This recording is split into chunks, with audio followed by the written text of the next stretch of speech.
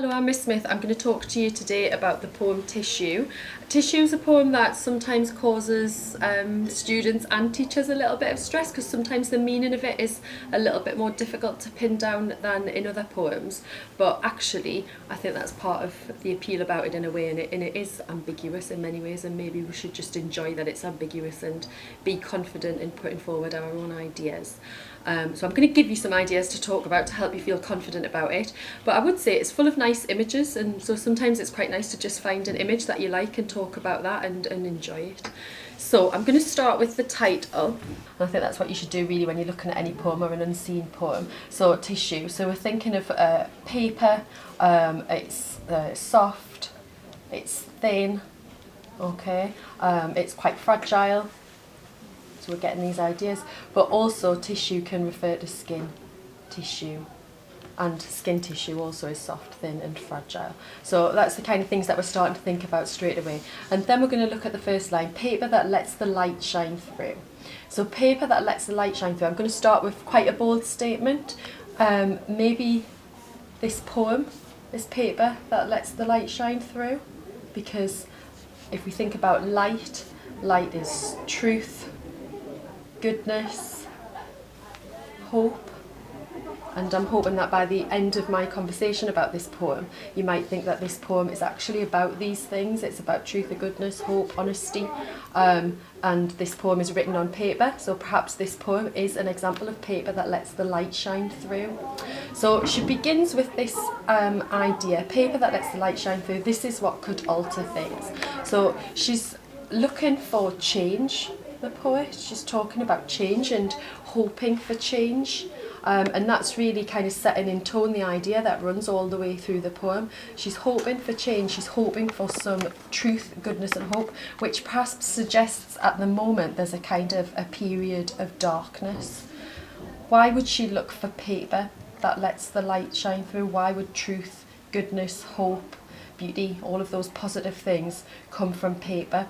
Well, that's what she starts to explore in the rest of the poem. So she gives us this idea, paper thinned by age or touching. So she introduces an idea of history and the past, and that perhaps we should look back to the past. Paper thinned by age or touching, the kind you find in well-used books, the back of the Quran, where a hand has written in the names and histories, who was born to whom, the height and weight, who died where and how, on which sepia date. Pages smoothed and stroked and turned transparent with attention. So she's suggesting that these things here, truth, hope, these come from looking back sometimes, and they come from family. She's talking about little slips of paper that you might write in the Quran. You can't write on the Quran, apparently, so you would have to put little slips in that would contain details of who was born and things like that. Sometimes you might have in your family books that have been passed down to people or given as gifts at Christmas, and they have the dates in, and that's all about family, and it's about making memories, and it's about relationships, and it's about life. And she's saying really that these positive things that she wants for life and she wants for society in some ways can come from paper, because they come from the past, they come from family, they come from histories, and they come from recognising the connections that you have with other people. So it's about humanity. Okay. And so she there's just one self-contained idea. You'll notice the full stop there. So she's kind of dealt with that idea of paper as being kind of connected with family, and then she moves on. If buildings were paper, I might easily feel their drift. See how easily they fall away on a sigh, a shift in the direction of the wind. This is really interesting because buildings obviously aren't paper. They're very firm, solid structures, and that's how we want them to be, really, for safety. But what I think she's kind of calling into question in this poem is permanence. She's suggesting that we need a greater sense of ease, and kind of, she doesn't want things to be as permanent. She wants things to be sort of more fluid perhaps, and changing. She wants us to be less rigid, I think, and buildings kind of suggest rigidity, don't they, and strength. She thinks that these good attributes that she talks about at the beginning can come if we are more open and more flexible. So in many ways this poem is kind of a plea for flexibility. Okay, there's a sense here of freedom and ease. I might see how easily they fall away on a sigh, a shift in the direction of the winds. There's some interesting words that you could talk about here that all kind of suggest a sort of a freedom, perhaps. So I think she's sort of saying that we're not free, we're kind of trapped by things in society at the moment and kind of fenced in, okay? And I think she continues this idea in the next stanza, maps to. She kind of has that on its own there, really short sentence to begin the line, just 2 words, maps to. That way that's set out there, that really short sentence, kind of connects with the style she's been using all of the way through, actually, that she's sort of thinking things through and talking about things in a kind of quite easy way as they occur to her. And it's sort of like the free-flowing nature of her mind as she thinks this concept through. So talking about buildings has then led her on to maps, which I think she also thinks of connotations of permanence and being very rigid. Because obviously if you're following a map it needs to be rigid, otherwise you'll end up in the wrong place. Or if you're looking at the boundaries and the borderlines of a country on a map, those things are quite rigid, although they are things that are often fought over and can be sources of conflict. Okay, so again she's looking at quite rigid ideas and perhaps sources of conflict, which perhaps helps us understand why this poem is in the power and conflict section of the anthology. So maps too, the sun shines through their borderlines, the marks that rivers make, roads, mountain tracks, mountain falls. So she's kind of taking us through the things that you might find on a map and reminding us of their permanence there, but focusing on the paper. And again, this idea that the sun might shine through it. So again, we've got those ideas of truth and honesty and hope. And she focuses on that element of the paper rather than the borderlines, which could be a source of political conflict and, you know, aggression or power struggles, perhaps. Interestingly, that's not a self-contained idea, as this bit was about buildings. This one kind of seeps through into the next stanza, which is interesting in terms of what I was just saying about fluidity and flexibility. These ideas about roads, rail tracks, mountain folds, which seem to go together, then slip into fine slips from grocery shops. So here she's talking about the receipts that we might get, which are another form of paper, that say how much was sold and what was paid by credit card, might fly our lives like paper kites. So she's doing the same thing here. She's looking at another thing that might cause us to feel a bit trapped or a bit inflexible in society. So we've had buildings that might make us feel kind of fenced in and trapped and rigid. We've had maps, and now we have ideas about money, the things that we buy and the debts that we owe and the things that we owe on credit cards. Okay, so I'm looking at these things and she's reminding us that these are on paper, but she wants us to kind of look beyond them. These are all things that restrict. So if we feel like we owe money, we are in debt, or we're living according to what we paid, we feel restricted. And in the same way as when she was talking about buildings, she looked at this kind of more free idea about shifting in the direction of the wind. This is carried on here, so the wind kind of connects us to this idea of paper kites, and this rather lovely image of might fly our lives like paper kites. So she's talking about, again, a kind of plea for freedom, flexibility. And I'm getting the idea, again, that connects with this idea about humanity up here, that what she's writing about is people and life, the lives that we live. And she wants us to live our lives in a more free way. And she wants to live our lives as founded on these principles, really, relationships and memories and family, rather than money and rules and politics and you know, the sort of more rigid things in life. So she kind of puts forward an idea about stuff that is preventing light coming into our lives, and then kind of reverts back to an idea of where freedom might come from. So moving on, she develops a new idea, although I'm saying a new idea, it kind of goes back to the earlier idea about buildings.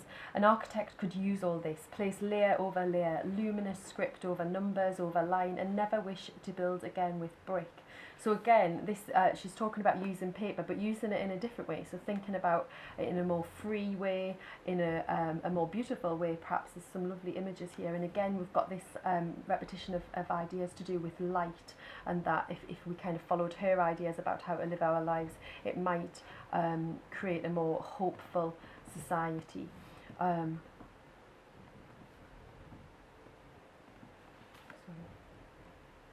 So it might create more hope in society. The other thing that this makes me think about is where you could start to make some comparisons with other texts. So again, this idea here about architecture and about buildings, and that earlier idea about buildings being paper, is possibly something that you could connect with Ozymandias and his quest for permanence, and the idea that his legacy will transcend time, and that people in the future will know about him and know about his power and his might. I would say that this poem is kind of hoping for the opposite, but this bit here about buildings would help you make a nice comparison. Okay, so I'm just going to write that there so you can remember. The other thing to think about here is that when I've just said that this is the opposite from Ozymandias, but really we're getting to kind of the heart of what she is writing about in this poem and what she's saying, and that it's about people and it's about human life, but human life is transient, it's fleeting. And that we shouldn't seek permanence. She is criticising seeking permanence. She's sort of suggesting that perhaps in doing so, you're not really leading a full life of your own. Okay, so you can start to think about that.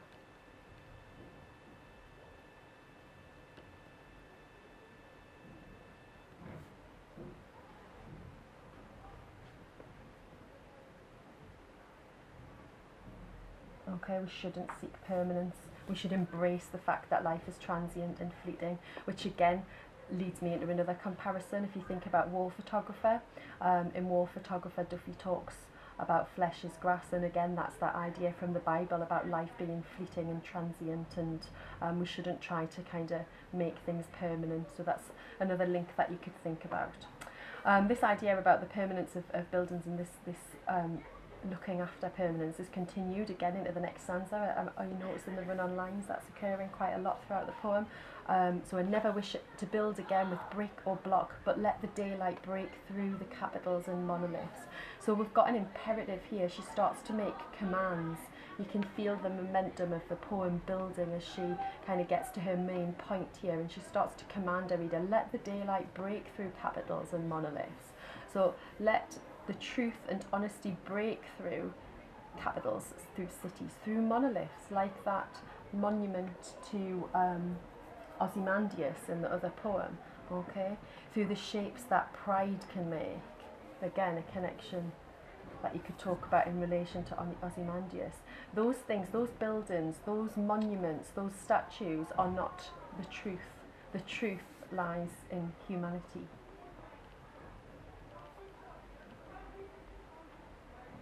It's in people, it's in us, okay? Find a way to trace a grand design with living tissue.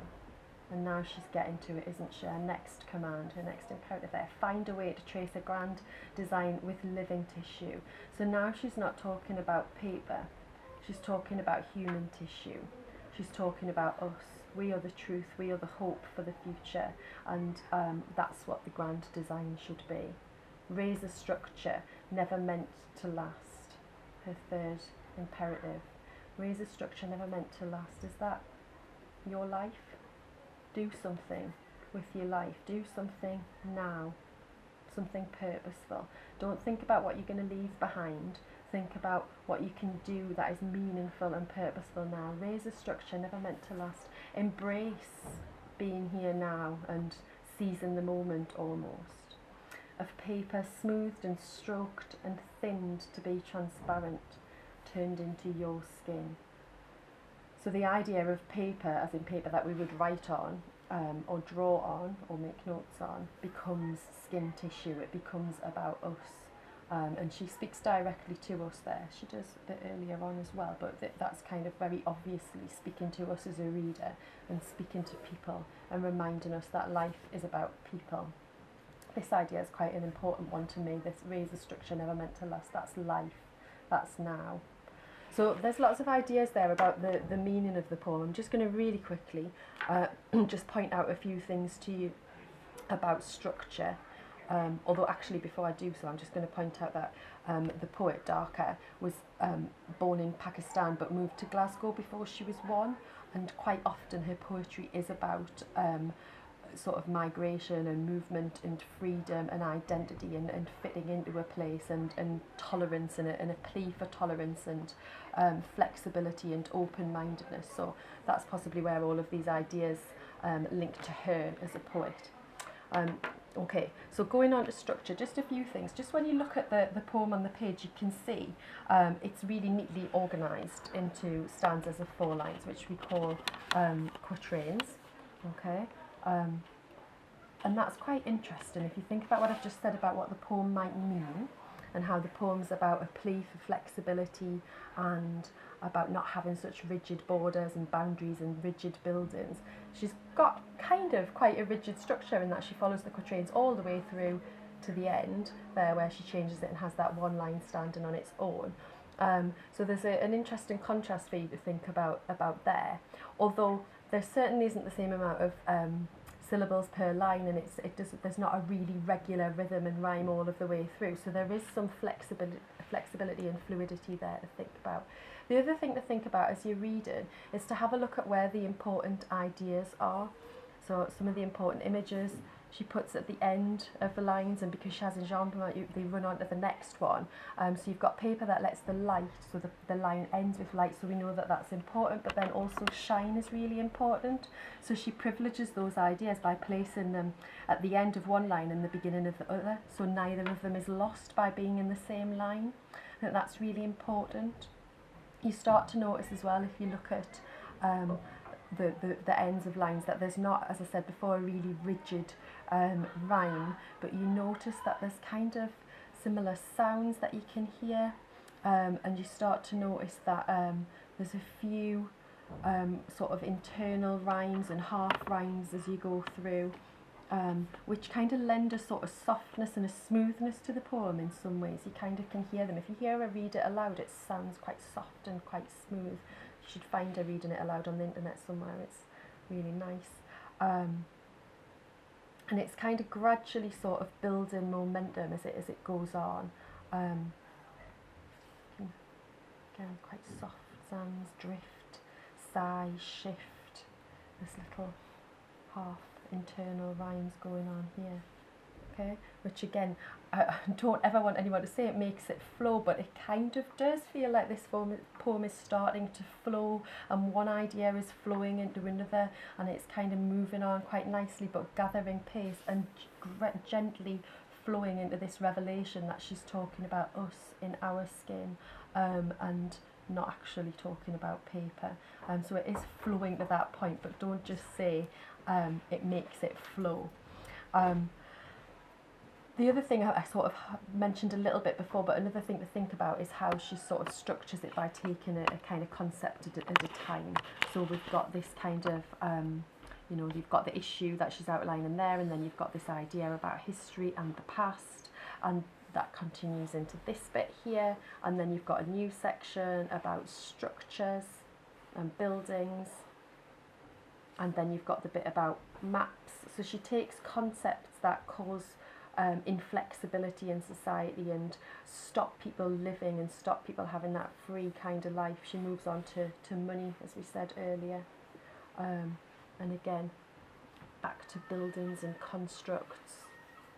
And each time she takes one of these ideas, at the end of each idea she kind of comes back to what might bring some freedom.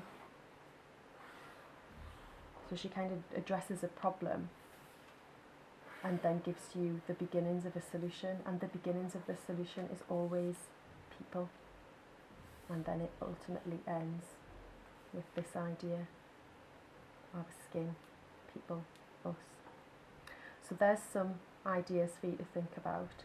A final one, I mentioned that you might make a comparison with Ozymandias or a war photographer. You might make a comparison with Storm on the Island, because in Storm on the Island you've got people who are building rigid structures to protect them against nature, and this is again about kind of living your life in a really rigid way, but she sort of suggests that there's perhaps a more natural way where you could attain freedom and not be at the mercy of kind of living a really rigid, frightened, fearful life. So there might be something to think about there. So I hope that's helped you. As I say, see if you can find a reading of Amitia's Darker online reading the poem so you can hear how she reads it, because I think that's illuminating as well. Thank you very much.